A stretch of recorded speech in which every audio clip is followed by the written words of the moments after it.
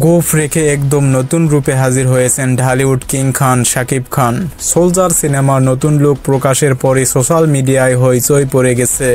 শুক্রবার সকালে নিজের ফেসবুক পেজে নতুন পোস্টার শেয়ার করে লিখেছেন, আপনার সৈনিক আপনার সেবায় নিয়োজিত।